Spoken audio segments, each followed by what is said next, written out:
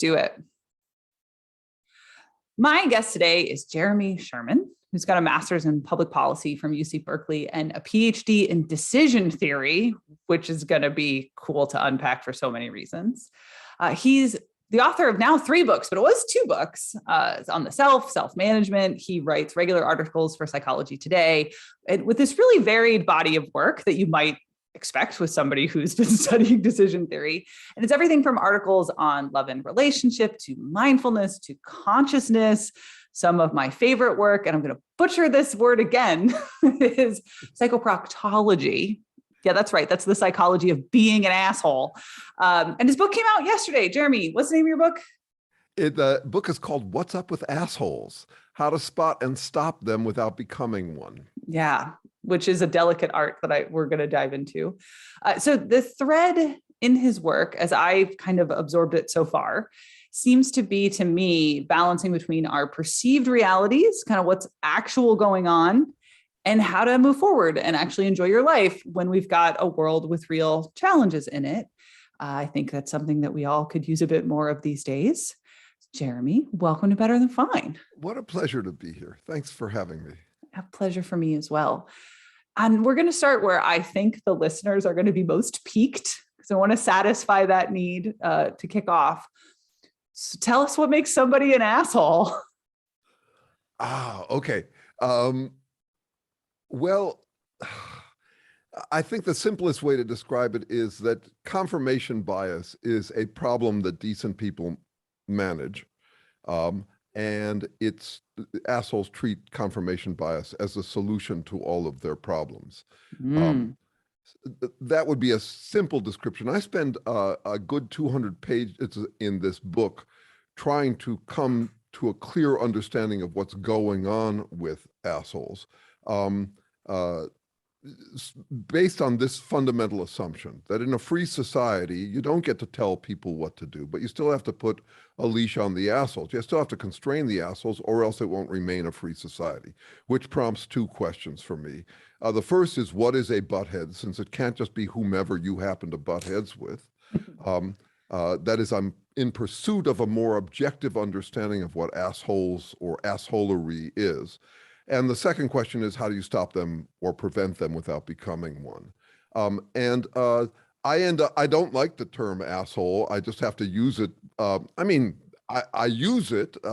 I'm enthusiastic when I use it. I use it with passion, but it's not a great term, nor do I think is narcissism or psychopathy or dark triad necessarily great terms.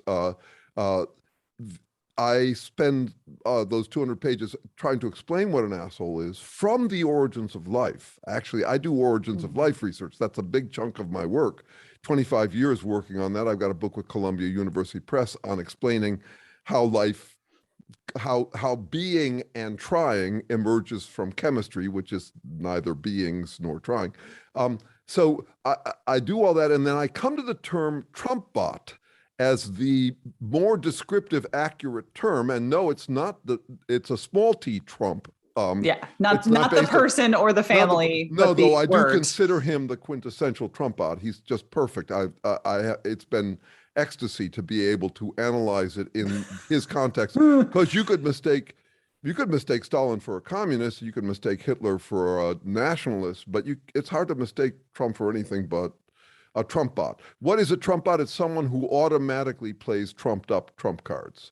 That is the goal for an a-hole, for an asshole, is the goal for any organism would be complete freedom of self-assertion and complete safety. So what you want is a wild card and a trump card. You want to be able to do anything, and whatever you do is unassailable. So Trump is an interesting word that way because it has a double meaning. It means fake, trumped up, and it also means beats everything. So a Trump bot is automatically doing this. I do not think they are self-infatuated in the way they appear. I think they can't afford to look at themselves. It's an automatic habit, and they don't need to. That is, it's been interesting to me that there are very few words that combine both dumb and evil.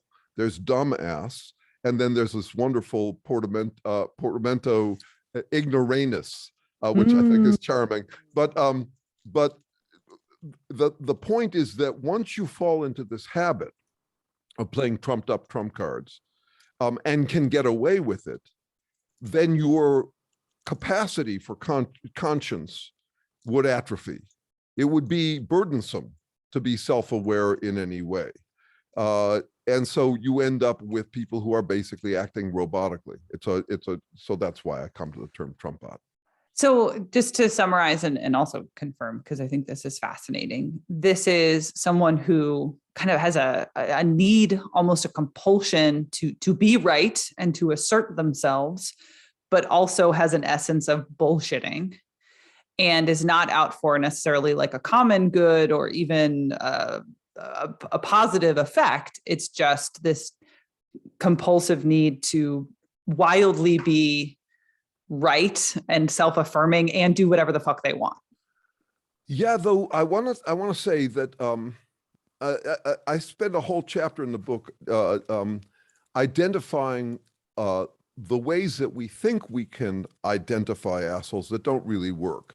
And etiology is a big one of those. That is, we think that there's a natural path that all people would take. They'd have a chip on their shoulder, or they'd whatever. There's a bunch of, you could say, biographical attempts to define what would happen with such a person. And also this would tie in with the kind of the congenital approach, which is that, you know, like a psychopath is born that way. I'm actually focused on something different, which is that this is what you get for being an asshole, if you can get away with it, is what's really going on here. And that any path one takes in one's life, there will be detours to this much easier way to live. So it would be something that people would slide down quite naturally, if you can get away with it. How you get in the habit is, there's all sorts of variety. Obviously, there are assholes who claim to have a cause that they're working towards, and then there are assholes without a cause. But how you end up falling down this detour into this easier way to live, it's just the variety is kind of endless. Here's one version of it. Conscience, we say crime doesn't pay. Crime actually pays really well if you can get away with it. And so does being an asshole. If you,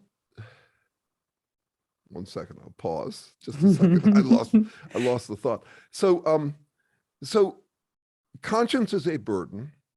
And if you're surrounded by people who have in effect offloaded their consciences, outsourced it to some vague, higher, lofty whatever, you'll feel like it's okay to do that too. So you can simply offload it to a symbol. You don't have to actually pay any attention to what the symbol means. I think in crises, what tends to happen is people reach up with one hand to grab some lofty, vague ideology that enables them to reach down with the other hand and grab whatever the fuck they want. Yeah. So that's just one of the many paths. But another one is if you invested yourself in a situation that because it was buzz and now it's buzzkill, let's say a partnership that's not working and you're living at home, and you will sooner or later fall into this habit quite naturally as a way of dealing with the endless friction at home. So this would be why a lot of people would define their exes as narcissists. How did they fall into it? They didn't have the capacity to engage. They didn't want to change as much as required in the relationship. And so they just started to use this bag of cheap tricks by which they could deflect any challenges, at the end of their day when they got home. Many paths to assholery is my point. So I think what I hear in there, at least in this path, is that there's some kind of, whether it's social or emotional or societal friction, that one doesn't, at the moment at least, have the capacity to deal with that stressor. And here's this easier path of, I'm not going to deal with myself. I'm not going to deal with this stuff. I'm just going to Trump bot my way through this. And then I get away with it. And that's self-reinforcing. And then I keep playing that game. And I think for me, I've also observed people that come to mind in this model that you're describing, also having a sense that the game they're playing is rigged, and therefore there's no benefit to playing a fair game. Fuck it, I'm going to do what I want. Yeah, so there would certainly be a broken windows quality to this. So It's why you would end up with epidemics of assholery. And for me, in the book, I define cult as the plural of asshole, like a gaggle of geese. Ooh, a gaggle of geese, a cult of assholes. Right. So, and I work in cultic studies, and I didn't live in a cult, but I lived in something that was close enough to a cult, and I was definitely cultish about it. So I have some personal experience with the advantages of it. Yes, everything you say describes it accurately. I also want to point out, we have a tendency, I think, in psychology to give too much credit to the cognitive processes involved. This is a real deficit when it comes to dealing with assholes, is that we have a tendency to believe that words mean something. But I actually think that it's a kind of braying. Imagine that you've heard a phrase, you caught it on TV, or you just heard it in passing, or maybe you heard some pundit on TV use it, and you find yourself in a bind and you blurt it, and you're not paying any attention to what the words mean, but it has the effect you wanted. Why would you ever bother either thinking about what the words mean or stopping using it? If it worked, so it becomes like it's a strange kind of variation on animal vocalizations. The words often have no meaning. So this is why you would get people who would, for example, be attacking critical race theory, but would be completely stunted if you ask them what is critical race theory. They have no idea. They don't know. All they know is it's hella bad, and so you can become an asshole as simple as this. You find a virtue word, a supposedly virtue word like patriot, and a supposedly vice word like traitor. Or if you could do this on the left, you could say the virtue word is mindful, and the vice word is unmindful, and you embrace them in vague principle without ever having thought about what they mean. You just like good things, and from then on, anybody who challenges you is basic. You can simply accuse them of being whatever the vice word is, because you represent everything that's the virtue word. It's as simple as that. It's incredibly easy. That's the advantage to it. It's really a tempting way to live. To your point, I also hear the elements of identity in there, right? Like my identity gets built on the virtue word, and totally. The vice word also becomes a form of triggering, right? Yeah. Like, so you're that, I'm not that, because my identity is like this virtuous. Yes, that's right. Yes. Yeah. Exactly. So I mean, for me, it's the equivalent of, imagine you go to a movie, a Marvel comic summer blockbuster movie, and you see the hero and you see the villain, and you really like the hero and you identify with him because it's fiction, but you don't realize that it's fiction. And you go out of the theater and you think that you are from now on an ally of the hero. And so if anybody ever challenges you, they're actually attacking the hero, and that's a violation. It's your duty to vanquish them. It's as simple as that. And by the way, I think that's actually what's going on with a lot of religious belief is, I've aligned with Jesus, and if you attack me, you're attacking Jesus or Allah or whatever. I mean, Buddha. I have Buddhist friends who I would describe as Trump bots. I mean, it's tempting. You can take this path by any means you want. And the listener can't see the Wonder Woman little figurine over my left shoulder, so I'm sure that you're not referring to the way that I defend anyone who says anything negative about Wonder Woman. No, I'm surely not. You are surely Wonder Woman. It's clearly obvious. Thank you. For anybody who's not watching on the video, it might be a thing that people have said at times, Jeremy. These were all gifts. Anyway, boring for the listener. Let's get back. Well, one element that you have mentioned that jumps out to me is self-awareness, right? People who you described this element of awareness being uncomfortable or not having whatever resources one might need to examine themselves. And so they keep doubling down on this bodiness, which then I think lends itself to not knowing or not wanting to recognize when one is being an asshole. So then how does someone own up to when they are being an asshole? Well, so there's several things in there. First of all, I want to suggest that the unexamined life may not be worth living, but the examined life is no picnic. Yeah, no. Yeah. So, so I want to understand your question better than I think I do. So, well, okay. So is there an element of this Trump bot assholery in which the person is avoiding self-examination? Completely. I think so. It's so in the psych literature, they describe a narcissist as having a weak ego structure that they're compensating for. And I would say it's actually a two-way street. It's what we'd call a strange loop, because actually being an asshole means that you are free from self-examination. That's why narcissism is a weird choice of word for it. These guys are not self-obsessed. They're appearance obsessed. But they're not self-obsessed. They're not actually, they can't afford to pay attention to each other. I do think of assholery as the alleviation of doubt. I have a PhD in decision theory because doubt got really interesting to me. And if you accumulate enough doubts, you'll start to have self-doubt. That is, you'll wonder whether you're up to the challenge of dealing with life. So that's what you get a complete vacation from self-doubt once you allow yourself and others allow you to get away with being an asshole. So yes, self-awareness is what you're trying to avoid. That's what you get a vacation from. Right. So then is it safe to say that if you're out there being a rampant, gaping asshole of a human being, you probably think that you're not?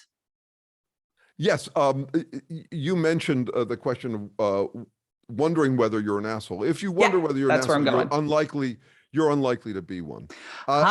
So the question in the self answered. That's interesting.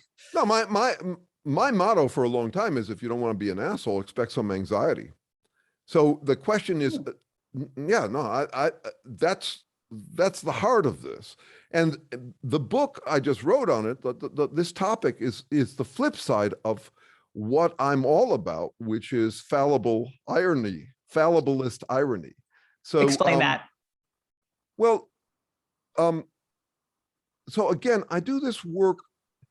My PhD is actually in evolutionary decision theory. It's evolutionary epistemology. Because what got me interested in this, I started by just wondering, how do organisms shop among interpretations? How do they interpret? And then I fell in with this Harvard neuroscientist, biological anthropologist, who had just gotten onto this whole question. He had just finished writing a big book on the origins of language, and how it changes us, how it makes us a different kind of critter from just any other mid-sized mammal.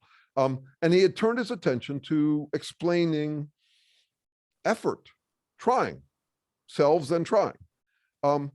So we've got this wiggly world. It's fundamentally wiggly. That is, winds can shift. They're not shifted by anybody, but they shift, and we've got to time ourselves to, we've got to time our behaviors to changing circumstances. And we cannot time perfectly. There is no formula for timing things perfectly. That's fallibilism. Fallibilism is the recognition that no matter how confident you are in a bet, you must remain still more confident that it is a bet. Because you can, if you think of it in the sailing metaphor, you can flip your sails to accommodate changing winds, get it wrong, and drown. So there's something fundamentally dire about our situation, and also something fundamentally slapstick about it. So I end up thinking that irony, and in particular fallibilist irony, which is the recognition we are trying to make good bets. All of us organisms are trying to make good bets, but that we can never get the bets perfect. That is I would say that has been the source of my greatest moves towards positive psychology. It was just surrendering to that being my circumstances. I say my version of mindfulness. It's not. I am skeptical about the term mindfulness and what it means. I've asked many people for definitions and haven't gotten anything coherent out of them. All I know is it's hella good. It's a positive. It's one of those positive white hat words. In fact, I have to admit, there was a time when I retired from dating because I live in Berkeley, and everybody I went out with on first dates would just label everything they liked mindful and everything they didn't like unmindful. But my version of it is introspeculation. That is, you're gonna have to unpack that one. No, I know it's way too much. It's actually, I should stop. Well, and this is I appreciate terminology and disambiguation and specificity. Yeah. But I would say, in my experience, one of the biggest challenges in positive psychology is all of these big words and big concepts that the average person can't access. Right? It's so much easier to be like, oh, mindfulness. Yeah, I'm observing myself, observing the world. Got it. Cool. But the number of syllables that you just strung together, even fallible irony, now that you've unpacked it, I was like, yeah, that is a really cool lens for looking in the world that has overlap with optimistic explanatory style and all these other big jargony terms. But at the end of the day, we're like, yep, the world is ridiculous and unpredictable. Can I laugh and roll with it? Or am I going to crumble because my efficacy is low? I get that. So, and this may be some people's definition of mindfulness, but here's what it is. So the anthro means anthropological. That is, I recognize that I landed here as one of these mid-sized mammals that has this newfangled, complicating thing called language, which really we're driving under the influence of a bizarre, intoxicating force, this thing called language, that makes us more visionary and more delusional than any other critter could ever be, and way more anxious than any other critter, because if you just compare what you could worry about at night to what a dog could worry about, damn. I mean, you got a whole lot more you could worry about, and way more evasive, way more capable of denial of anything that makes us anxious. So to notice that that's what you are, and then to speculate about what's going on with you, recognizing that humanity is a hoot and you happen to be a member of it, so you become kind of the fall guy in your own comedy. Now, this is easier if your life is safe. I don't think it's, but it's still, I would say the aim is to do that. And it's a kind of meditation where you're just kind of amused by your reactions, in addition to having them.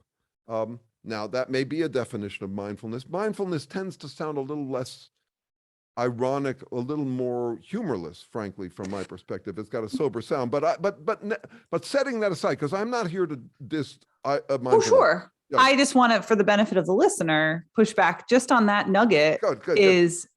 I think, in my experience, that is the way that we're talking about mindfulness right now, right? We talk about mindfulness in these like austere, like, oh yes, mindfulness, philosophy.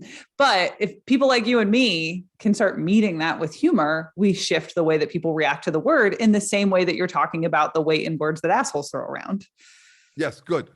Yeah, I'm right there with you. If I were to come up with a term, a definition, it would be like what I just described. Yeah, this lighthearted observation of my own experience. It doesn't have to be like, I'm examining myself, though certainly self-examination does, like you were saying, it's not exactly a picnic. Yeah, so it's not just lighthearted, it's dead serious. This is the problem. So this is why so what I was describing a minute ago was ironic circumstances. The winds shift and you drown is actually an ironic circumstances. If you look at what it tends to mean, it means that you do the right thing and it comes out terribly wrong, or you do the wrong thing and it comes out terribly right, or wonderfully right. That's what we mean. That is, you guessed right and things turned out different than what you thought. So there's a distinction between an ironic situation and an ironic attitude. The ironic attitude is to recognize this shit really matters. People could die. I could die. it's terrifying to be a human being. You're throwing all into something that you know you're going to be thrown out of. It's a wild circumstance. And you're among the few critters that ever knew that this is a circumstance. That is dogs have short lives, and they don't seem to know it in as much detail as we do, that they do not, so this is a denial of death stuff. It's really serious, and it's still slapstick and a hoot. So I'm interested in I'm a romantic cynic. My column is called Ambigamy. I am deeply romantic deeply hopeful, deeply optimistic, and deeply cynical. And I like the tension between them. I'm not trying to reconcile them. If my life was more stressful, I'd probably need more reconciliation. But for me, it's this bitter sweetness, that humanity is a hoot, and it's really terrifying, that I want to get at. It's that combination. It's the tensions that interest me much more than any kind of resolution to something. Now, can you build positive psychology out of a tension? I hope so, because I believe so. Out of tensions. Yes, Yeah. that's what I'm hoping. Oh, I think anybody who listens to this show knows that I would say yes, because the field of positive psychology is about human well-being, and humans don't exist without those tensions, right? All of the things that you just alluded to are true and untrue, and that in itself is a dichotomy, right? Yeah. Like what we're talking about is a lens. Mm-hmm. And I think, some of the interesting things I've observed in your work is just this nature of consciousness that you are unpacking for us, right? That like we are a consciousness walking around in a meat machine, observing ourselves in the world, but lying to ourselves about it all the time. And that's us interpreting reality. And at least in your understanding of it right now, we have these tensions that are both deadly serious and a hoot, as you describe, yeah. Right? And a fun time to exist and die in. Yeah. It's a fascinating journey that way. Now, the origins of life work has been so the well-being thing is really interesting to me. So I want to mention something about that background work, because it does relate. In my book, I'm actually working up from the origins of life to assholes. I don't spend long on the origins of life, but here's the problem with being a psychoproctologist. The reason why I chose a light name for a dead serious subject is that you cannot afford to take yourself very seriously when you are doing this a serious attempt to find an objective definition of asshole. The worst assholes in history thought they had an objective definition of asshole. Hitler knew who the assholes were, and they happened to be a certain tribe. So you got to be really careful in that work. So I could have pulled out my butt any definition and then come up with defenses of it, why I think this is the definition. But I chose instead to explain them from their origins, and I think their origins go all the way back. But that only, while there are plenty of animal predators and parasites, there are no assholes. Asshole's a human thing. And I think it's a product of having language. But going back a little further, I want to point this out about well-being, the depth of the question of well-being. So all organisms, the simplest bacteria, your tree, everything living is trying to stay alive. It's below the level of consciousness. They have no consciousness, or more accurately, they have no conceptual realm. They do not have the conceptual realm, the cognitive realm that results from having language. They don't have that. They don't have feelings, and still they're hustling on their own behalf. And that is something we have in common with them. So for example, on your slouchiest day, you still manage to produce 240 billion new cells to replace old cells. Because what's going on, what we're all trying to do most fundamentally, is not degenerate. Everything degenerates. And so we have to regenerate at a rate that outpaces the degeneration. We're doing that all the time. That's the fundamental well-being. And the people who work in origins of life research tend to focus on replication. You can't replicate if you're degenerated. So I think the much more fundamental things that all organisms have to do are protect against degeneration, skin or roof over your head in a more, human case, but also regenerate what degenerates. And that, so regenerate what degenerates takes energy, which means you have to take in energy, but at the same time, energy is exactly what degenerates you. That is, energy, wind blowing things doesn't put things in order. It messes things up.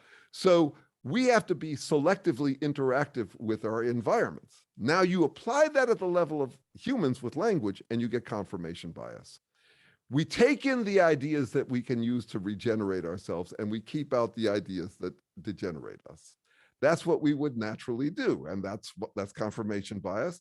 It would be natural, it's appropriate, but it's something that has to be managed. We can't afford to speed read all critical feedback. And once again, I come around to assholes treating confirmation bias as a solution to all their problems. But if you go to this fundamental level, I am not just a meat machine, I'm a meat machine that regenerates that meat machine.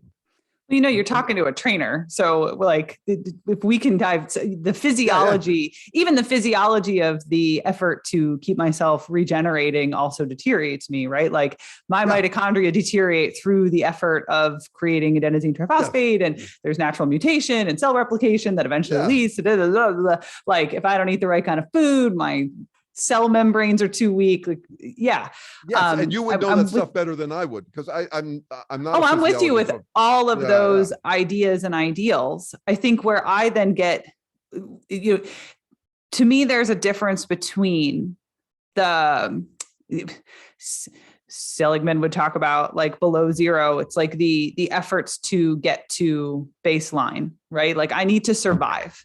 Right? Maslow's physiological level of hierarchy of need. Right. And I would even argue that the things like, the safety that you refer to, the physiological needs met, and how's my stress management? Like those are all the like baseline. Is my government stable? Because are we really going to worry about someone's virtues and character strengths? Well, that's a different show. But the point being, are we really going to worry about like my ideals and virtues and what's my core character strength of humor and love of learning, right? Like the VIA character strengths I know are on my bookshelf behind me. Are we going to worry about those things if I'm concerned that my 3-year-old is going to starve to death? And the answer is fundamentally no. Like I'm not going to take a workshop on well-being if I'm a refugee, right? So those are to me all of these survival foundations, where then if we get into human well-being, it is that above crisis, above clinical, and a certain amount of privilege that comes with getting to have an examined life, that you get to worry about these things. Because you had said like we're the only species that has had this kind of, I apologize for not knowing your perfect phrasing, but like this autonomy, and I think it's even more than that. It's even more than that, where it's more than just the species. It's being at a time in history. Heck, as a woman, I can own my own business, right? Like there's so many levels to how fortunate we are to even be in the circumstance that we can be having this conversation.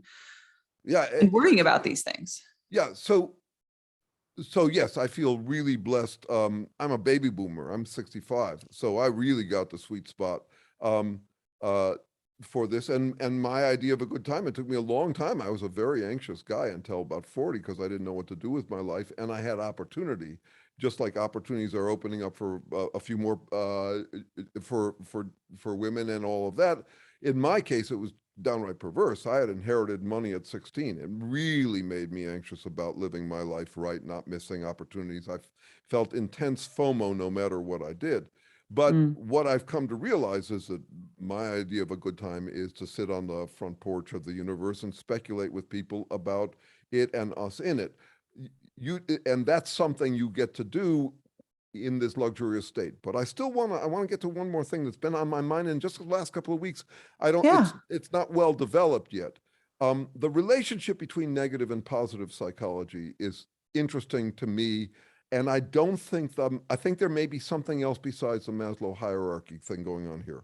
So one way to think about it is that people will often be drawn to something like Buddhism, let's say, because they are anxious, I know that my time when I was most drawn to it was a midlife crisis.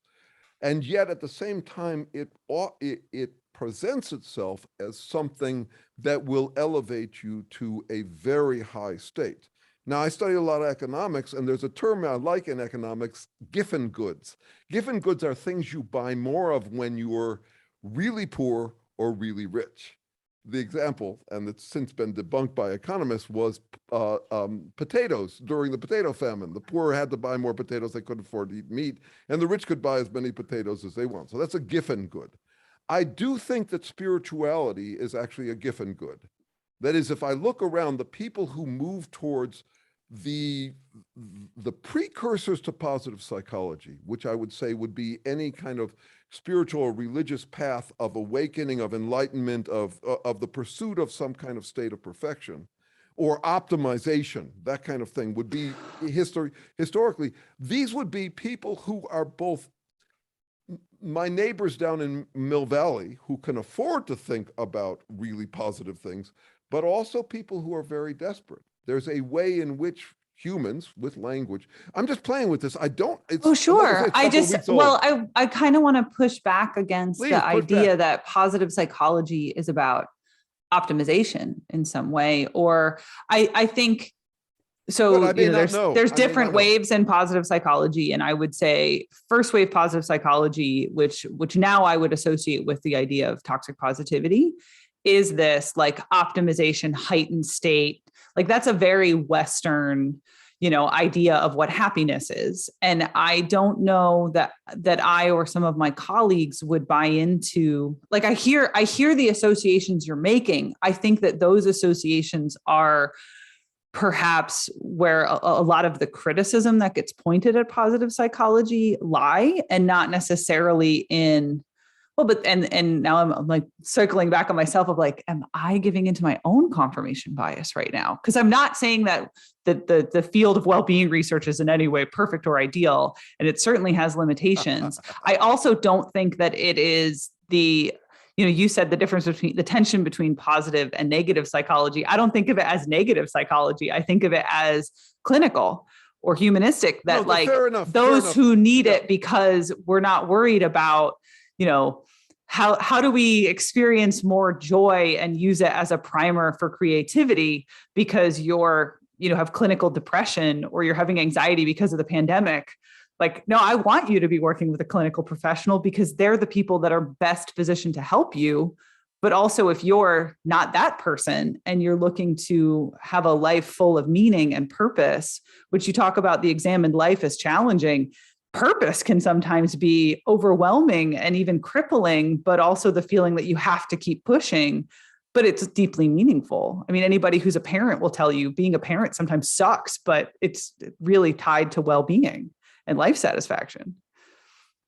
Okay, so I think this is the appropriate way to deal with this is to sidestep the terminology, clinical, negative, positive. Yeah. I don't know enough to claim that. I want to talk about something about humans, though. I feel like you have now started interviewing me.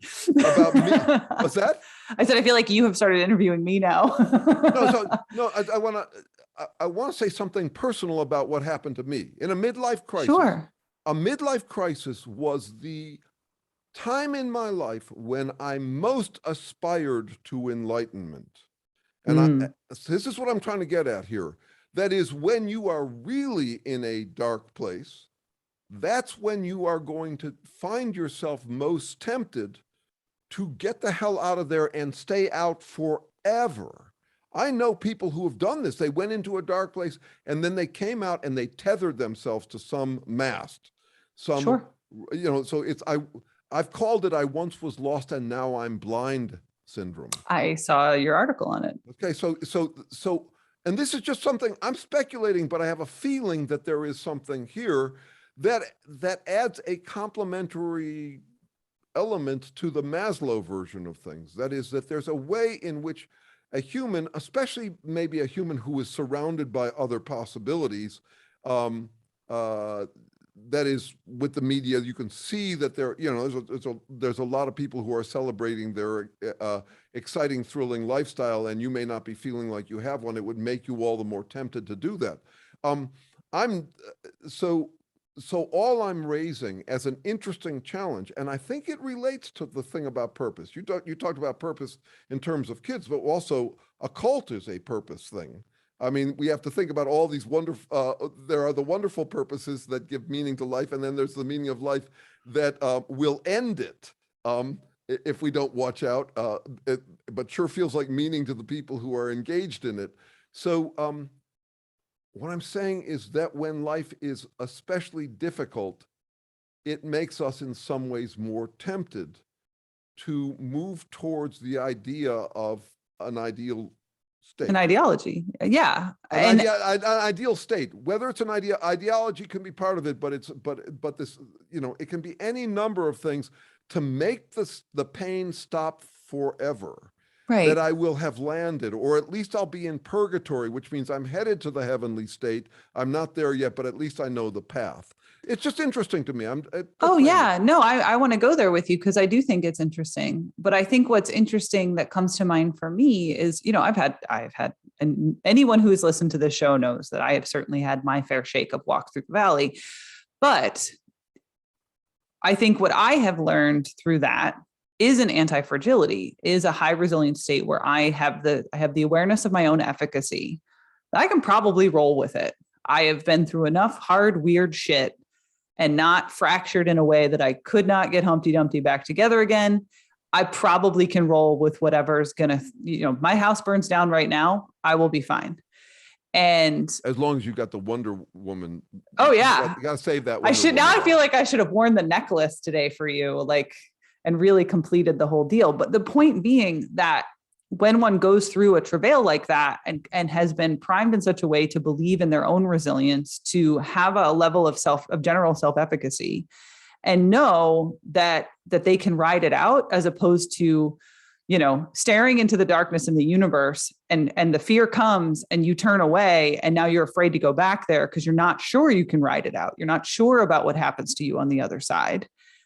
Then in my own observation, this is purely my opinion, I have no body of evidence around this, then does that person turn toward a mindset of like, lash me to the mast, I will never go down again. And to button back to where we started, does that lend itself to someone being more of an asshole because they are afraid of the awareness of what might be in them? We're very much on the same page there. We're talking about a fork in the road there, where you could say it has gotten very tempting to take the exit assholery, and through proclaiming a lofty position that you've found the answer, and from then on you are not going to deal with doubt, and you can deflect it all because you've got the asshole toolkit, the wild card trump card formula.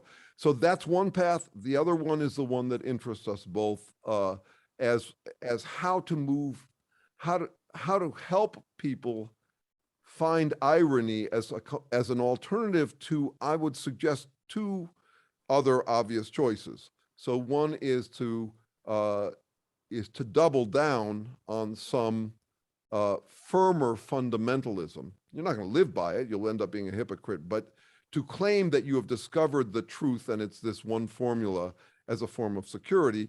And the other is a kind of cynical hypocrisy, where you pretend like none of it matters. It don't mean shit. And either of those are not good for society. They may provide respite to the victim who went down them, who becomes the perpetrator of vileness. But I actually find, so basically I'm laying out three possibilities. One is fundamentalist hypocrisy, another one is this kind of cynical hypocrisy, and the third one is fallibilist irony. And I'm only noticing now that it relates to something I had talked about years ago as the third spiritual path, which is, so to me, I don't know what spirituality means exactly, but if I were to give it a name, if I were to give it a meaning, it's how you deal with this question I raised earlier, which is how do you throw all into life knowing you're going to be thrown out? And one answer is a kind of fundamentalism, is you find the one thing, what Ernest Becker called your immortality project. You find the one thing that you never have to give up. You know, you find the one big investment, the article of faith, that will perhaps even give you everlasting life, though that was one version of it.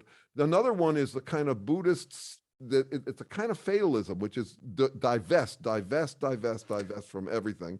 And I'm saying that there's a third path, which is, no, this is the issue we're all going to be dealing with for the rest of our lives, which is trying to figure out where to invest, where not, where to divest, what to accept, what to let go. We're going to be dealing with these tough judgment calls for the rest of our lives. That's the program. Get with it. And everything becomes the sacred text for that approach, which is you're trying to figure out when to dive, what to care about, what to love, what not to love, what to hate, you know, all these things. So I agree with your third path and conclusion. I want to challenge the understanding that your second path is laid on, because I think we have a different understanding of Buddhist philosophy, and I want to hear your thoughts before, and then we will probably have to wrap up. But I had a similar understanding of Buddhist philosophy for much of my early wanderings in that particular path. And at a certain point came to realize that what I was being taught was not divest, but don't attach, which are not the same thing, in my opinion, which is I'm going to be in the moment I'm in, enjoy the things that are enjoyable, experience the things that are less enjoyable, but not allow the meta reactions which occur in my own mind and tell me stories on stories and layers. I am not going to continue to invest in those stories. I'm not divesting from the experience of being a human. I'm divesting from the meta reactions that I've been taught to have. Is that your understanding? no, I once again, so one thing I've noticed about all sacred texts and doctrines is that they're often described as formulas, but they're actually catalogs of highly interpretable things. So you just laid out for me that your first impressions of Buddhism were a certain way, and then you changed them. It sounds like you've still got a formula. Don't invest in these stories. Here's my point about it. It's not about Buddhism. Buddhism is 2,500 years old. It's highly open to interpretation, just like all of these. Oh, sure. I think it was a great first crack at some important issues, but that there's a whole lot of room for refinement on it. I have no use for the concept of enlightenment, or what I would say is that enlightenment is a great goal so long as you realize that no one could ever achieve it. Period. Because of what we're dealing with. We are trying to adapt to changing winds. There's going to be slapstick. We're going to make mistakes.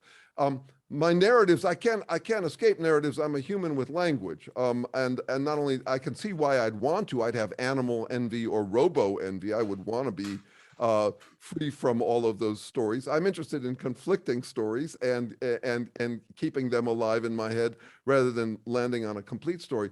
But that's the third path I'm talking about. And yeah, I don't know that, I wouldn't say that Buddhism captures everything I mean by fallibilist irony.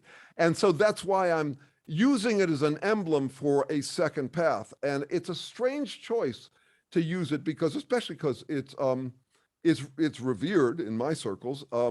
But I also think that there are some interesting parallels between it and the kind of, between a lot of how people interpret it, including, I was talking to a Christian yesterday who argued, people are interpreting the Bible, but the Bible is the word of God. No, the Bible was written by humans. Buddha was a human being. One of my favorite quotes from Buddha is at the beginning. He says after he got his enlightenment, why would I want to go out and teach this? People wouldn't want to listen, and that would bum me out. I just love that he said that. He's still a human being. He still would like likes. Anyway, I don't mean that I'm talking about a general pattern which could include a kind of getting out of your mind, which I would argue is not that far from Sarah Palin.